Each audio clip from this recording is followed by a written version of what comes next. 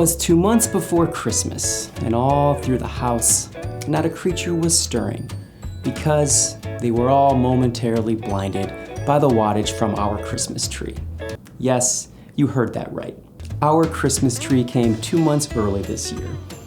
On November 1st, as the rest of Wisconsin leapt forward an hour for daylight savings time, our family leapt forward a month ahead as well, at least as Christmas decorations were concerned. A few neighborhood jack-o'-lanterns still burned bright as we untangled Christmas lights. The children's Halloween pails were swapped for stockings, eggnog replaced cider, pumpkin spice gave way to gingerbread, and Vince Guaraldi's soundtrack for It's the Great Pumpkin Charlie Brown was paused so that we might play instead his soundtrack for A Charlie Brown Christmas.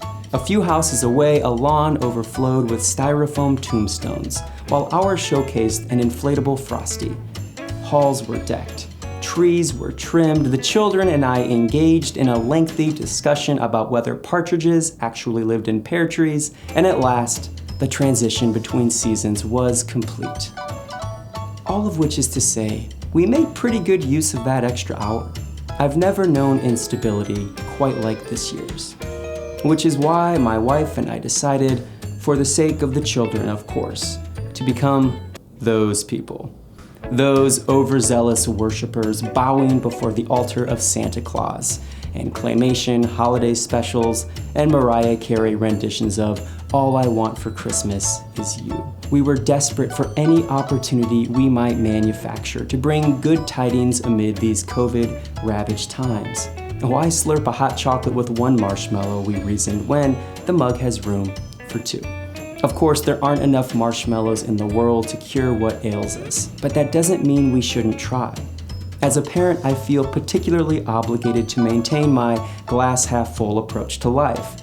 Not to be disingenuous about the many trials of this moment, but simply to counteract the crippling hopelessness which might infect my family if I don't. Already, it's creeping in. Nights before the sugar plum fairies dance in their heads, my children pray aloud for the virus to go away. When in my childhood had I felt obligated to make such a request? We all have our coping mechanisms, and perhaps mine is the oddest of all. Stringing so many lights around the Christmas tree that its brightness rivals the sun. Yet we all do what we can because doing something feels better than the alternative. This year, my one and only Christmas wish is that by this holiday season, the world seems a whole lot brighter. May we all find light wherever we can. In the glow of a menorah or Kwanzaa candles, or the inflatable Frosty taking up residence in our lawn. This year, let's not settle for a merry little Christmas. Let's make it a big one. Why slurp a hot chocolate with 2 marshmallows when the mug has room for 3?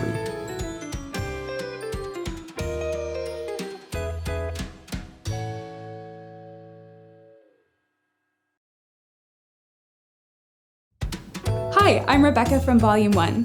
Thanks for watching this episode of Visual Voice. To check out more awesome content from local writers around the Chippewa Valley, visit volume1.org or our YouTube channel.